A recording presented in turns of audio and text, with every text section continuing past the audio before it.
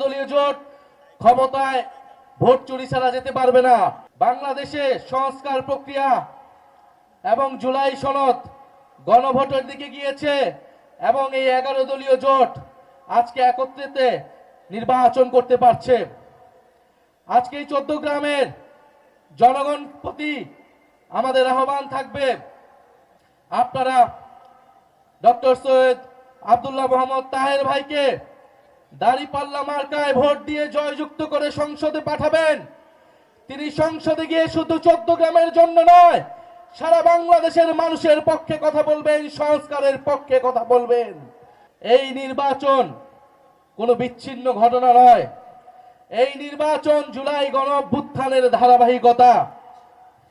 জুলাই গণঅভ্যুত্থানের মধ্য দিয়েই, হাজারো শহীদের রক্তের মধ্য দিয়েই আমরা আজকে নির্বাচন করে গণতন্ত্রের দিকে যাওয়ার আকাঙ্ক্ষা করতে পারছি।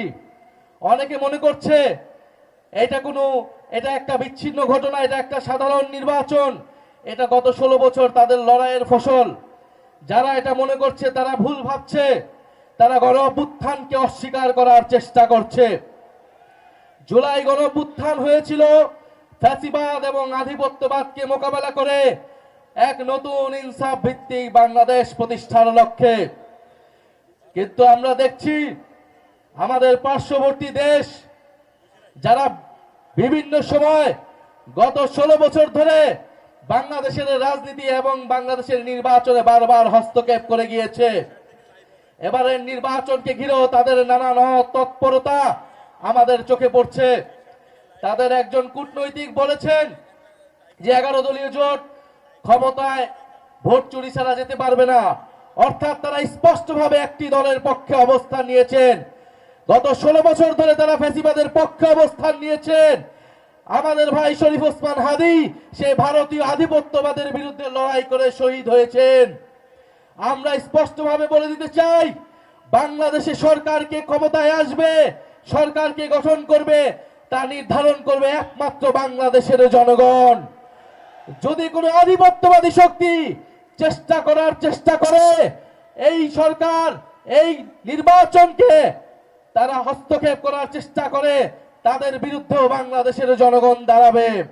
রেইনবো অলরাউন্ডার এক্সটেরিয়র পে বাড়ির বাহিরের দেয়ালের সুরক্ষা নিয়ে থাকুন নিশ্চিন্ত, সাথে পাচ্ছেন 10 বছরের ওয়ারেন্টি। উদাত্তভাবে অনুরোধ করছি, আপনারা বাংলাদেশের অভিজ্ঞ বলিষ্ঠ নেতা ডক্টর সৈয়দ আব্দুল্লাহ মোহাম্মদ তাহের ভাইকে দাঁড়িপাল্লায় ভোট দিয়ে জয়যুক্ত করুন এবং শুধু এই 14 গ্রামের আসন নয়, সারা বাংলাদেশের প্রতিটি আসনে 11 দলীয় জোটের যারা প্রার্থী রয়েছেন, মার্কা রয়েছেন, তাদেরকে আপনারা জয়যুক্ত করুন।